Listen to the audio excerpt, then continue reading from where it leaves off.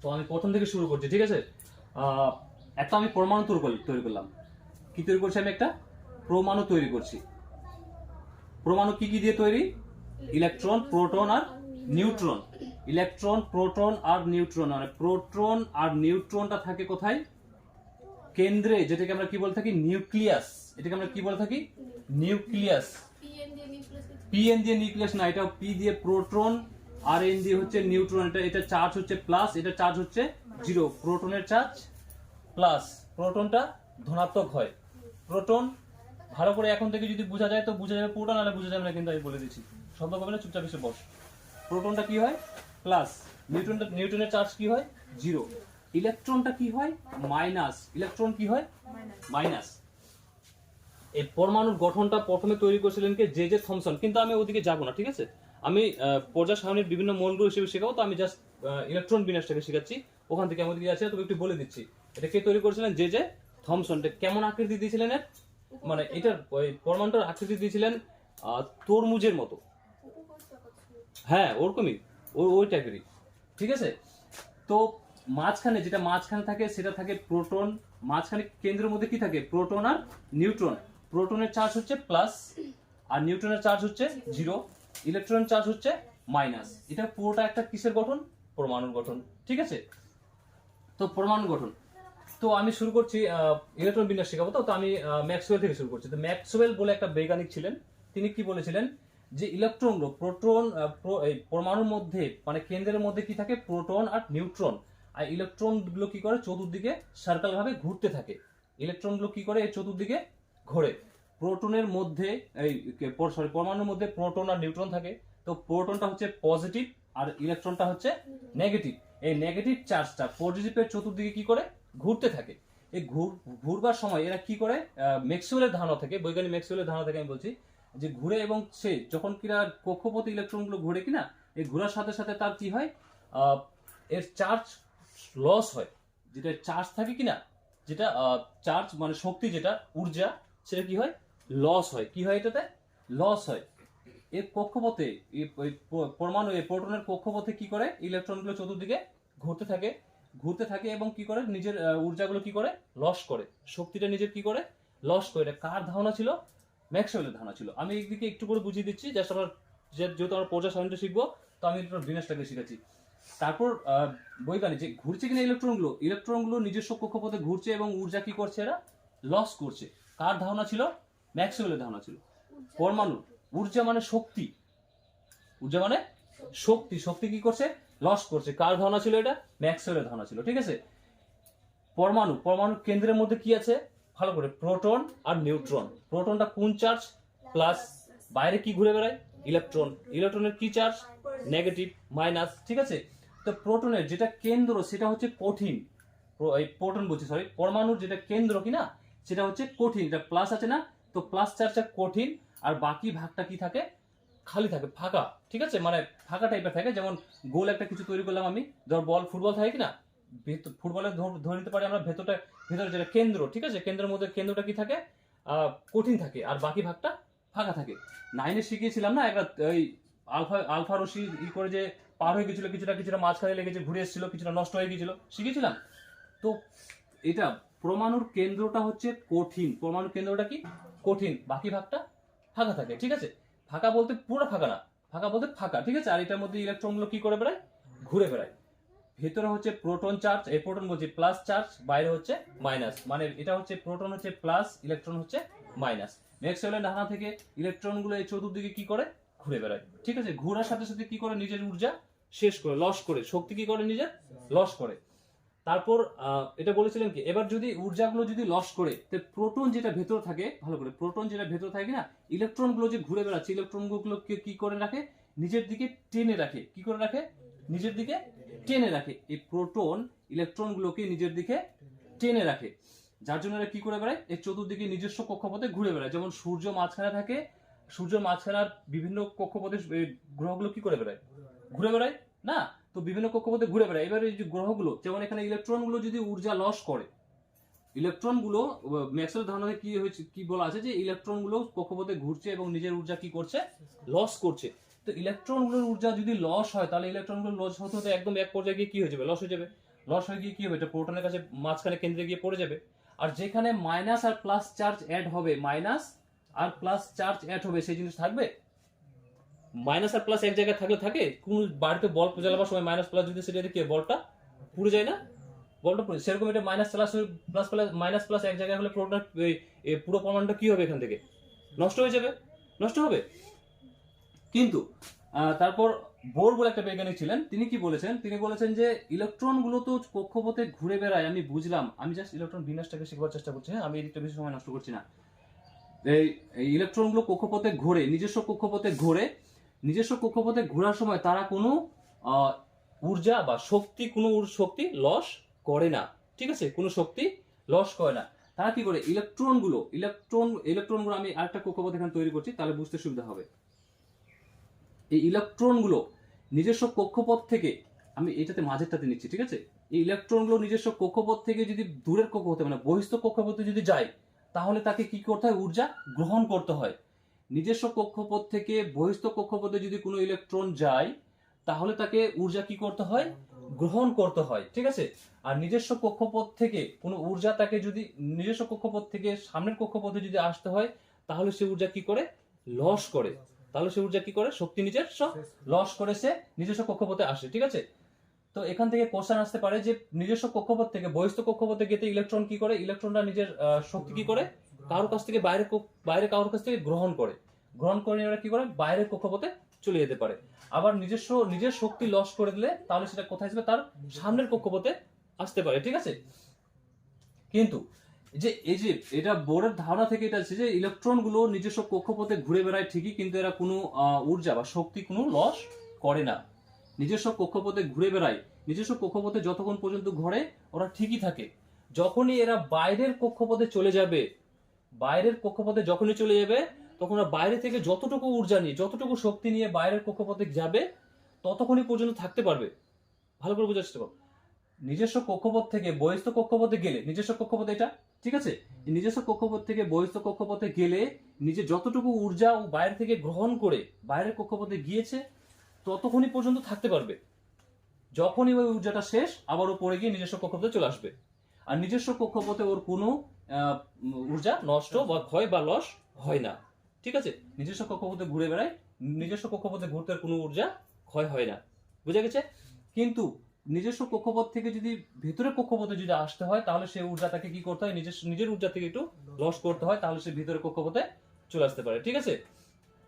এটা বুঝা গেছে না বুঝা যায়নি? আম্বেদকর কোন সেকশন? এই সেকশন না তো, সেকশন অন্য সেকশনের একটা ছেলে যদি এসে ঘুরে বেড়াতে চেনা যাবে না? অবশ্যই চেনা যাবে।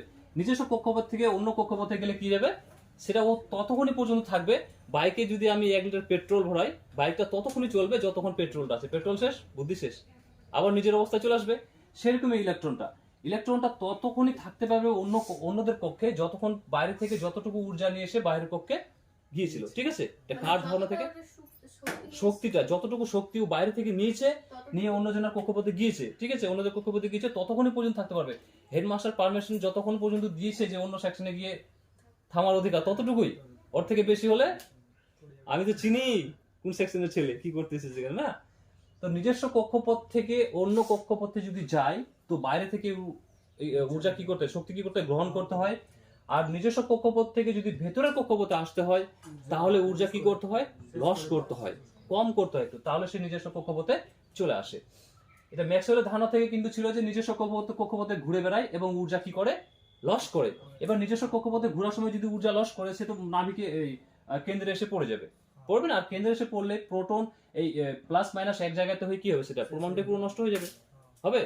তো কোন পরমাণু কেন্দ্রে কোন চার্জ থাকে, কোন চার্জ, ধনাত্মক চার্জ, ঠিক আছে।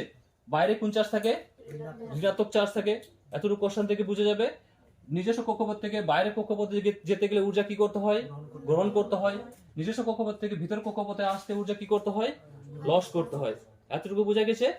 এখন আমি ইলেকট্রন বিন্যাস যাচ্ছি, আমি এদিকে বেশি সময় নষ্ট করছি, যেহেতু পর্যায় সেন্টার শিখাবো, ঠিক আছে, নাহলে আমাকে এটাই 2 ঘন্টা সময় লেগে যাবে, আমি ওদিকে যেতেই পারবো না। এবার এই যে ইলেকট্রন গুলো তো ঘুরে বেড়ায়, আমি বুঝলাম ঠিকই, কিন্তু কোন কক্ষে কতগুলো করে ইলেকট্রন ঘুরে বেড়ায়, এখন থেকে চালু হবে আমাদের কি, হ্যাঁ 9-এ আমি শিখিয়েছিলাম, আর যারা 9-এ পড়েনি ওদের একটু অসুবিধা যদি হয়ে থাকে, ইলেকট্রন বিন্যাস যদি না শিখে থাকে অন্য স্যার, তো আমি শিখিয়ে দিচ্ছি এখন, যেহেতু আমাদের এইটাতে না এখন যত ফিজিক্স কেমিস্ট্রিটা যত দূর এগোবে, কেমিস্ট্রিতে আমাদের মেন সমস্যা হচ্ছে ইলেকট্রন, প্রোটন, নিউট্রন। ইলেকট্রন বিনা জালে সবকিছু পাওয়া যাবে ওখান থেকে। অর্গানিক চ্যাপ্টার পুরো ক্লিয়ার হবে এটার উপর ডিপেন্ড করবে, সবকিছু এটার উপর ডিপেন্ড করে, ঠিক আছে? তার জন্য আমি এটাকে একটু ভাবছি যে ভালো করে শিখিয়ে দিই, পড়ার সুবিধা হবে। এখন প্রশ্ন হচ্ছে যে কোন কক্ষপথে ইলেকট্রনগুলো তো ঘুরে বেড়ায় বুঝলাম, কিন্তু কোন কক্ষপথে কতগুলো করে ইলেকট্রন ঘুরে বেড়ায়, কতগুলো করে ইলেকট্রন ঘুরে বেড়ায়। এটা হচ্ছে প্রথম কক্ষ, 1 নাম্বার কক্ষ দিলাম। এটা হচ্ছে দ্বিতীয় কক্ষ, 2 নাম্বার দিলাম। এটা হচ্ছে তৃতীয় কক্ষ, 3 নাম্বার দিলাম। পরে আসবে চতুর্থ কক্ষ, 4 নাম্বার দিব। তারপর আসবে পঞ্চম কক্ষ, 5 নাম্বার দিব। হবে? বোঝা যাচ্ছে? তো আমি 3টাই শিখাচ্ছি, 3টা থেকেই বুঝে যাবে, ঠিক আছে? এবার কোন কক্ষপথে কতগুলো করে ইলেকট্রন কি করে এদের পাশে এই চতুর্দিকে কি করে ঘুরে বেড়ায়। এখানে প্রোটন যটা থাকে, ইলেকট্রন ততগুলো থাকে। প্রোটন সংখ্যা সমান সমান কি ইলেকট্রন সংখ্যা, মনে রাখতে হবে, ঠিক আছে? আমি ওটা পরের বার আবার শিখাবো ভালো করে। প্রোটন যতগুলো থাকবে, এখানে যদি 5টা প্রোটন থাকে, আর প্রোটন সংখ্যা হচ্ছে পরমাণু সংখ্যা সমান, পরমাণু সংখ্যা যত প্রোটন সংখ্যা তত, কিন্তু ভর সংখ্যা আলাদা, ভর সংখ্যা তার ডবল হয়। আমি ভর সংখ্যা বের করতে শিখি দেবো, ডবল ডবল থেকে একটু কম বেশি হয়, ঠিক আছে? আমি ভর সংখ্যা শিখাবো, বের করতে শিখাবো ওগুলো। প্রোটন সংখ্যা যতগুলো থাকবে, ইলেকট্রন সংখ্যা ততগুলো থাকবে। প্রোটন যদি 5টা থাকে, ধনাত্মক চার্জ যদি 5টা থাকে, তো এর পাশেও ঋণাত্মক চার্জ কয়টা, এখানে ঋণাত্মক চার্জ কয়টা ঘুরে বেড়াবে, 5টা ঘুরে বেড়াবে। ইলেকট্রন কয়টা ঘুরে বেড়াবে, 5টা ঘুরে বেড়াবে, ঠিক আছে? 1টা 2টা 3টা 4টা 5টা। প্রোটন যদি 2টো থাকে, তাহলে ইলেকট্রন গুলো কটা থাকবে, 2টো থাকবে। একটা 2 2 4 হচ্ছে না, একটা একটা করে 2টো থাকবে। মানে আমি বলতে চাইছি প্রোটন সংখ্যা যত থাকবে, ইলেকট্রন সংখ্যা তত থাকবে। প্রোটন সংখ্যা যত থাকবে, ইলেকট্রন সংখ্যা তত থাকবে। এতটুকু বোঝা গেছে? তারপর আমি শেখাচ্ছি ওই কোন কক্ষে কটা করে ইলেকট্রন থাকবে সেটা।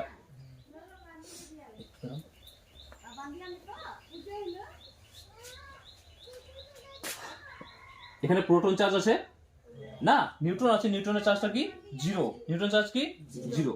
এর পাশে আমাদের কালে বয়স না আজকে এটাতে, বাহ ভালো কাজ। এর পাশে আমাদের কক্ষ থাকে, ইলেকট্রনগুলো কি করে চতুর্দিকে ঘুরে বেড়ায়, ইলেকট্রনগুলো চতুর্দিকে ঘুরে বেড়াচ্ছে। এখানে প্রথম কক্ষে কয়টা ইলেকট্রন, ইলেকট্রনগুলো তো ঘুরে বেড়ায় আমি বুঝলাম, কিন্তু প্রথম কক্ষে কতগুলো করে ইলেকট্রন ঘুরে বেড়ায় সেটা তখন শিখবো। প্রথম কক্ষটাকে আমি 1 নাম্বার কক্ষ দিচ্ছি, দ্বিতীয় কক্ষকে আমি 2 নাম্বার কক্ষ দিচ্ছি, তৃতীয় কক্ষকে আমি 3 নাম্বার দিচ্ছি। প্রথম কক্ষ কত, 1 নাম্বার। আমাদের একটা সূত্র আছে, টু দি পাওয়ার n এর square, two the power n এর স্কয়ার। তো 2 ইনটু n, এর মান হচ্ছে প্রথম কক্ষ, ঠিক আছে? আমরা n এর মান সেটাকে নিব যে কক্ষের আমরা যে কক্ষে ভাববো যে কয়টা করে ইলেকট্রন থাকে। তো আমরা ভাবছি প্রথমে প্রথম কক্ষ, তো এটা না, এটা প্রথম কক্ষ, তো এটাতে কতগুলো ইলেকট্রন থাকতে পারে, ঠিক আছে? আমরা প্রথমে সেটা শিখবো। তো এটা কত নাম্বার কক্ষ, এটা 1 নাম্বার। তার মানে n এর মান কত লিখবো, 1। আর এখানে স্কয়ার আছে না, স্কয়ার দেবো। 1 1 যদি 2 বার গুণ করে কত আসবে, একই আসবে। আর 1 এর সাথে 2 গুণ করলে কত হবে, 2। তার মানে প্রথম কক্ষে কতগুলো ইলেকট্রন থাকতে পারে, 2টো ইলেকট্রন থাকতে পারে। তারপর দ্বিতীয় কক্ষে কতগুলো ইলেকট্রন থাকতে পারে, তো দ্বিতীয় কক্ষের ক্ষেত্রে আবার সূত্র আমাদের কি, to the power n square. তো to the power n square, n এর মানটা আমরা কত নিব, 2 নিব, 3 নিব, 4 নিব, 5 নিব, যত দূর যাবে কক্ষ একটা করে বাড়তে থাকবে। এবার এখানে n এর মান কত নিব আমরা, 2। তো 2 এর কি হবে, আবার এখানে স্কয়ার হবে। তো 2 দুগুণে কত হবে, 4, 4 দুগুণে কত হবে, 8। তার মানে দ্বিতীয় কক্ষে কয়টা ইলেকট্রন থাকবে, 8টা। তারপর তৃতীয় কক্ষে কয়টা থাকবে, তৃতীয় কক্ষে আবার 2n এর কি হয় স্কয়ার, 2 ইনটু n এর মান কত, 3। n এর মান কত নিব, 3। 3 এর এখানে স্কয়ার আছে না, আমরা স্কয়ার করব। তো 2 গুণ 3 ত্রিকে কত হবে, 9, 9 দুগুণে কত হবে, 18। চতুর্থ কক্ষ আরেকটা যদি থাকতো, তো চতুর্থ কক্ষ কত হবে, 2n এর স্কয়ার। তো 2 ইনটু n এর মান কত নিব, 5, 5 এর স্কয়ার। তো 2 ইনটু 5 এ 5 কত, 25। হ্যাঁ, ও 4 নাম্বার কক্ষ করছি, তাহলে n এর মান কত নিব, 4 নিব। n এর মান কত নিব, 4। তো 4 4 কত হবে, 16, 16 দুগুণে 32। নিশ্চয়ই 5 নাম্বারটা বের করে দিতে হবে না, ঠিক আছে? 5 এ 5 25, 5 25 দুগুণে 50। ইলেকট্রন বিন্যাস গুলো আমরা এখানে 20 পর্যন্ত শিখে রাখবো। 20 যখন যেগুলো চলে যাবো না সন্নিগত মৌলের দিকে, ওগুলোর ইলেকট্রন বিন্যাস আলাদা হয়, ওগুলো 2p sp এভাবে সূত্রগুলো আলাদা আছে ইলেকট্রন বিন্যাস করার। ওগুলো আমরা অন্য 11 12 গিয়ে শিখবো। ওই সিলেবাসটা আমাদের সিলেবাসে নেই, আমাদের সিলেবাস যতটুকু আছে আমি ততটুকুই করাচ্ছি, ঠিক আছে? আমি বাইরে যাচ্ছি না, ওগুলো গিয়ে সায়েন্স থেকে যাদের পড়ার ইচ্ছে থাকবে, তো ওগুলো 11 12 যদি আর্টস নিয়ে পড়ার ইচ্ছে থাকে তাহলে এখানেই যথেষ্ট। বুঝা গেছে? তো প্রথম কক্ষে কয়টা? প্রথম কক্ষে কয়টা? দুটো। দ্বিতীয় কোষে 8টা, তৃতীয় কোষে 18টা, চতুর্থ কোষে 32টা, পঞ্চম কোষে 50টা, ষষ্ঠ কোষে মানে 6 6 36 37 72টা যেতে থাকবে না। আমরা তো দূর যাচ্ছি না। তো এই কক্ষগুলোকে নাম দিয়ে দিয়েছিলেন। প্রথম কক্ষটাকে কি নাম দিয়েছিলেন? কে। দ্বিতীয় কক্ষকে এল, তৃতীয় কক্ষকে এম, চতুর্থ কক্ষকে এন বার থাকবে। হ্যাঁ, কে এল এম এন এইভাবে বার থাকবে, ঠিক আছে? তো প্রথম কক্ষকে এল, দ্বিতীয় কক্ষকে না সরি প্রথম কক্ষকে এল এই কে, দ্বিতীয় কক্ষ কি এল, তৃতীয় কক্ষকে এম। তো প্রথম কক্ষ আমাদের হচ্ছে কে, তারপর এল, তারপর এম, তারপর এদিকে যাবো আমরা ধীরে ধীরে। এতটুকু শিখলে ওদিকে শিখে যাবে। কে কক্ষে অধিকতম কয়টা ইলেকট্রন? দুটো, এর থেকে বেশি নিতে পারবে না আমাদের, কারণ এখানে সূত্র থেকে বেরিয়েছে প্রথম কোষে কয়টা ইলেকট্রন থাকবে? দুটো। যার যতটুকু খাওয়ার শক্তি থাকে সে ততটুকু খাবে, বেশি যদি খেয়ে নেয় তো সোজা মালদা হসপিটাল। দ্বিতীয় কোষে কয়টি? 8টি। তৃতীয় কোষে কয়টি? 18টি। চতুর্থ কোষে কয়টি? 32টি। এতটুকু বোঝা গেছে? এটা মুখস্থ করতে হবে না সূত্র দিয়ে বের করা সম্ভব হবে? সূত্র দিয়ে বের করা সম্ভব হবে। প্রথম কোষে 2টি, দ্বিতীয় কোষে 8টি, তৃতীয় কোষে 18টি, চতুর্থ কোষে 32টি। আমরা এর অনুসারে ইলেকট্রন বিন্যাস করব। আমরা পদগুলো আমি বুঝাচ্ছি, আমি ওদিকেও বুঝাচ্ছি, এত তাড়াহুড়ো কিসের? তো 1 থেকে মাধ্যমিক পর্যন্ত কিছু শিখে গেল না, আমি 2 দিনে ভাবি যে আমি পুরো সাউন্ড চ্যাপ্টার শেষ, পুরো অর্গানিক চ্যাপ্টার শেষ করব, তা কি সম্ভব? প্রথম কোষে 2টি, দ্বিতীয় কোষে 8টি, তৃতীয় কোষে 18টি, চতুর্থ কোষে 32টি। এর অনুযায়ী আমরা এখন ইলেকট্রন বিন্যাস করব। যে কোনো একটা পরমাণুকে নিয়ে নিচ্ছি। কাকে নিচ্ছি? যে কোনো একটা। পটাশিয়াম অনেক উঁচু চলে গেল না, একটু ছোট গুলো বল। আমি লিথিয়ামকে নিচ্ছি, ঠিক আছে? তো লিথিয়ামের পরমাণু সংখ্যা কত? লিথিয়াম পরমাণু সংখ্যা কত? 3। লিথিয়াম পরমাণু সংখ্যা 3। তাহলে লিথিয়ামের পরমাণু সংখ্যা 3, তাহলে এটাকে বলবে ইলেকট্রন বিন্যাস করতে। এটাকে বলবে ইলেকট্রন বিন্যাস করতে। আমি এর সাথে সাথে যোজিত ইলেকট্রনটাও বলে দিচ্ছি, ঠিক আছে? এটা বলবে ইলেকট্রন বিন্যাস করতে। তো প্রথমে কে কোষ দিয়ে দেবো, তারপর দিয়ে দেবো কি এল। তো কে কোষে অধিকতম কয়টা ইলেকট্রন নিতে পারবে? দুটো। 3টা আমাদের টোটাল পরমাণু সংখ্যা কত? 3। তো কে কোষে কয়টা ইলেকট্রন নিতে পারবে অধিকতম? দুটো। দুটোর থেকে বেশি নিতে পারবে না। দ্বিতীয় কোষে কয়টি ইলেকট্রন নিতে পারবে? দ্বিতীয় কোষে নিতে পারবে ক্ষমতা আছে 8টি। দ্বিতীয় কোষে নেওয়ার ক্ষমতা কয়টি আছে? 8টি আছে। 8টি ইলেকট্রন হলে সে অষ্টক পূর্ণ হয়ে যাবে, নিজের কক্ষে একদম পরিপূর্ণ থাকবে। না ওকে বাইরে যেতে হবে, না ওকে ভিতরে আসতে হবে, না চার্জ নিতে, বাইরের কক্ষে যাওয়ার জন্য কোনো চার্জ নিতে হবে, না ভিতরে আসার জন্য কোনো চার্জ কারোর কাছে দিতে হবে। একদম ও যদি অষ্টক পূর্ণ থাকে সে শান্তি আরামে বেঁচে। আমি একটা মাস্টার চাকরি পেয়ে গেলে আর কোনো কিছু দরকার ছিল না, বাকি জীবনটা কেটে দিতাম। কে কেউ এরকম করে ভাবে কিনা? তো মানে ওর যদি অষ্টক পূর্ণ হয়ে যায়, সে কি থাকবে? একদম শান্তিপূর্ণভাবে বেঁচে থাকতে যাবে। তো দ্বিতীয় কোষে কয়টি ইলেকট্রন অধিকতম প্রয়োজন আমাদের? 8টি। বেশি নিতে পারবে না, কম নিতে পারবে। বেশি নিতে পারবে না, কম নিতে পারবে। তো কটা হবে এখানে? 3 থেকে 2টা তো এখানে চলে গেল, 3 থেকে 2 এখানে চলে গেল, বাকি থাকে কত? 1। তার মানে এটাই হয়ে গেল তার কি? যোজ্যতা ইলেকট্রন। এখন খেয়াল রাখবো যোজ্যতা ইলেকট্রন কাকে বলে। যোজ্যতা ইলেকট্রন বিন্যাসের বাইরে বহিস্থ কক্ষে, সর্বত্র যে বহিস্থ কক্ষের যে ইলেকট্রন নিজের অষ্টক পূর্ণ করতে, ইলেকট্রন নিতে বা দিতে যেটা প্রয়োজন হয় তাকে তার কি বলবো? যোজ্যতা ইলেকট্রন। সর্ববহিস্থ কক্ষে নিজের অষ্টক পূর্ণ করার জন্য যতটুকু ইলেকট্রন নিতে বা দিতে প্রয়োজন হয়, সর্ববহিস্থ কক্ষে, বারবার বলছি, যে কোনো পরমাণু ইলেকট্রন বিন্যাস করব, সেই পরমাণুটি সর্ববহিস্থ কক্ষে যতটুকু ইলেকট্রন নিতে বা দিতে প্রয়োজন হয় তাকে তার আমরা কি বলবো? যোজ্যতা ইলেকট্রন বলবো। কি বলবো? যোজ্যতা ইলেকট্রন বলবো। খেয়াল রাখবো এখানে আমাদের 4-এর থেকে বেশি যোজ্যতা যাবে না। 4-এর থেকে বেশি যোজ্যতা ইলেকট্রন যাবে না, ঠিক আছে? এতটুকু মনে রাখতে হবে, ঠিক? 4-এর থেকে বেশি যোজ্যতা হবে না। এটা কত? 4-এর থেকে কম। 4 এবং 4-এর থেকে কম। 5 হয়ে গেলে কিন্তু হবে না। কোথায় 8 আছে? এটা তো সংখ্যা। যোজ্যতা ইলেকট্রন এইটা না, এটা দ্বিতীয় ঘর। এটা দ্বিতীয় ঘরে অধিকতম এতগুলো ইলেকট্রন নিতে পারবে। দ্বিতীয় ঘরে অধিকতম এতগুলো ইলেকট্রন নিতে পারবে। আমি বলছি যে 4-এর থেকে বেশি যোজ্যতা ইলেকট্রন হবে না। এই যে এটা কত হচ্ছে? 1। 4 এবং 4-এর থেকে বেশি যাবে না, ঠিক আছে? এতটুকু খেয়াল রাখতে হবে। 4-এর থেকে কম হবে, 4 এবং 4-এর থেকে কম। তার মানে এটা 4-এর থেকে বড় না 4-এর থেকে কম? কম। তার মানে এটা কি হবে? তার যোজ্যতা ইলেকট্রন। এটা কি হবে? যোজ্যতা ইলেকট্রন। আমি আরেকটা ইলেকট্রন বিন্যাস করছি, আমি শিখাচ্ছি, এখন অনেকগুলো শিখিয়ে দেবো। আমি hydrogen, helium, lithium, beryllium, boron, carbon নিয়ে নিচ্ছি। কার্বনের পরমাণু সংখ্যা কত? নাইট্রোজেন কোথায়? কার্বন, কার্বনের কত? 6। তো প্রথম কি কোষ? কে কোষ, তারপর কি এল কোষ, তারপর কি এম কোষ। কে কোষে অধিকতম কয়টা ইলেকট্রন? দুটো। আমাদের টোটাল কত? 6 না? বাকি থেকে কত? 6টা, দুটো এখানে চলে আসলো, বাকি থেকে কত? 4টা। তো 4 এখানে বসে যাবে, তাহলে জড়িত ইলেকট্রন কত হবে? 4। 4 থেকে বেশি যাবে না। কার্বন, নাইট্রোজেন কিনে নিচ্ছি। নাইট্রোজেনের পরমাণু সংখ্যা কত? 7। পরমাণু সংখ্যা কত? 7। তো কে কোষ, এখানে কে কোষ, এটা এখানে করে দেখাচ্ছি, ঠিক আছে? তো 7 এটা কি না? তো কে কোষে প্রথম কোষে কয়টা ইলেকট্রন? দুটো। দ্বিতীয় কোষে কয়টা? মানে দুটো এখান থেকে বসে গেল, এখানে বাকি থাকলো কয়টা? এখান থেকে 2টা এখানে বসে গেছে, এখানে দেখো 5টা। কিন্তু আমি কি বলেছি? 4 থেকে যোজ্যতা হবে না বেশি। 4 থেকে যোজ্যতা বেশি ইলেকট্রন হবে না। আমি যোজ্যতা কাকে বলবো সেটা আমি একটু আগে বললাম, যে কি বহিস্থ কক্ষে যতটুকু ইলেকট্রন নিজের অষ্টক পূর্ণ করার জন্য যতটুকু ইলেকট্রন নিতে বা দিতে প্রয়োজন হবে, সেটা তার কি হবে? যোজ্যতা ইলেকট্রন। এই অষ্টকটা পূর্ণ করতে, নিতে বা দিতে বলেছি আমি, ভালো করে, নিতে বা দিতে। এই অষ্টক পূর্ণ করতে কয়টা ইলেকট্রন প্রয়োজন আমাদের? 8টা ইলেকট্রন প্রয়োজন। কয়টা ইলেকট্রন প্রয়োজন? 8টা ইলেকট্রন প্রয়োজন। কিন্তু আমাদের এখানে কয়টা ইলেকট্রন আছে? 5টা আছে, দুটো তো বসে গেছে, বাকি কয়টা আছে? 5টা আছে। তো 5টার মধ্যে নিতে বা দিতে যেটা কাছে প্রয়োজন হবে, তো 8টা ইলেকট্রন পূর্ণ করার জন্য কয়টা?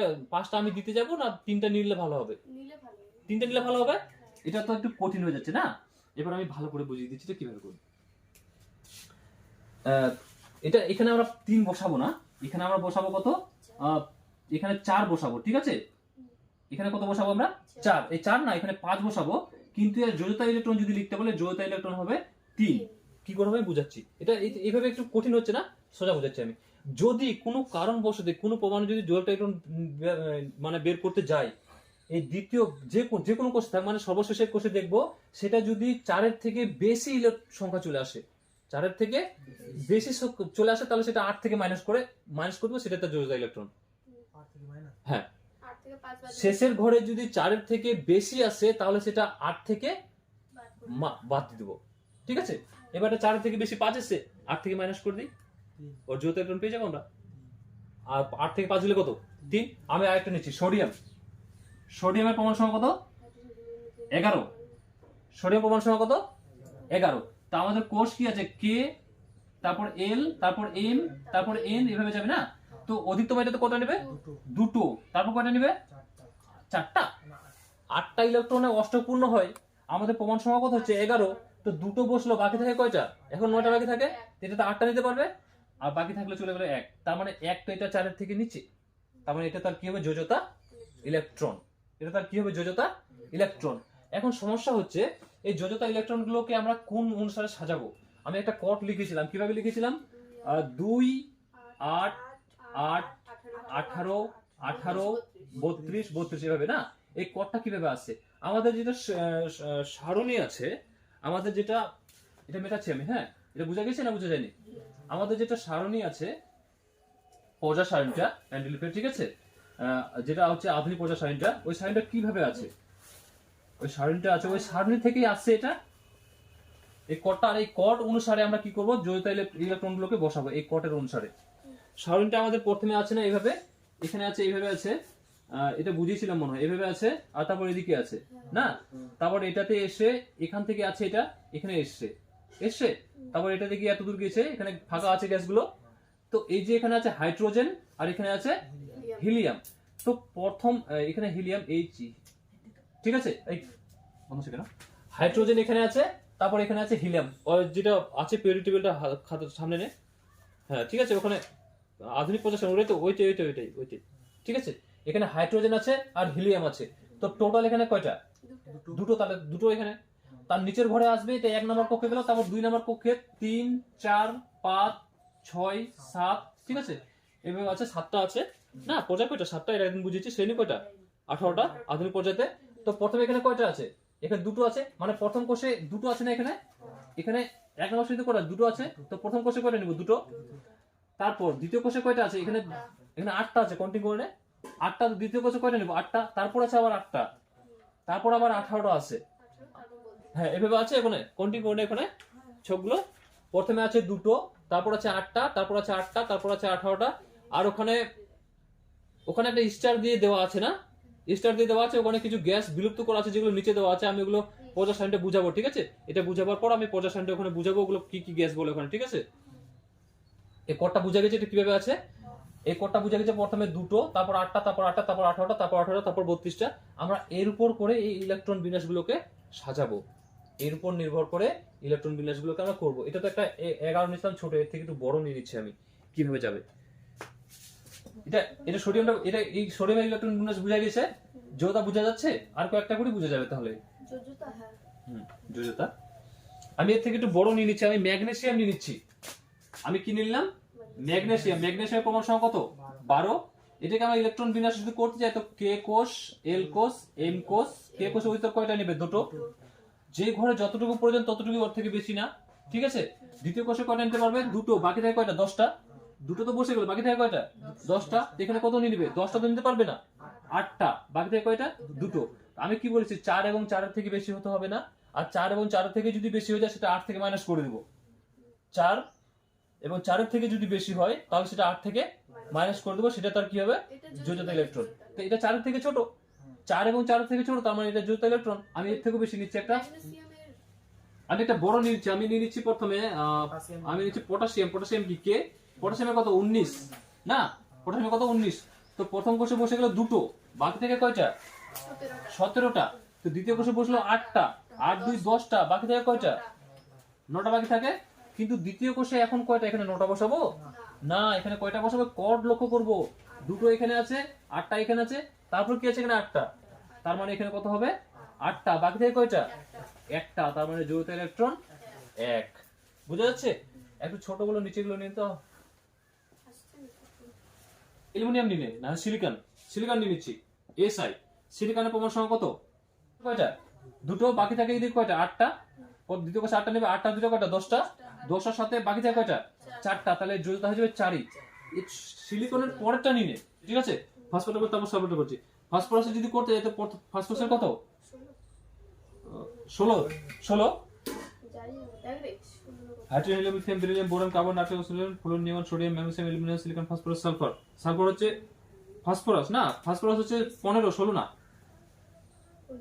15, ঠিক আছে? তো প্রথম কোষে কয়টা? 2টো। বাকি থেকে এই দ্বিতীয় কোষে কয়টা? 8টা। 8-এর বেশি নেবে না, কারণ এই কোষে আমাদের 8টা। 2টো, 8টা, বাকি থেকে কয়টা? 8 2 10টা হলো 5টা। এই যে 5 চলে আসলো, এর কি যোজতা ইলেকট্রন 5? আমি বলবো না, এর যোজতা ইলেকট্রন কত হবে?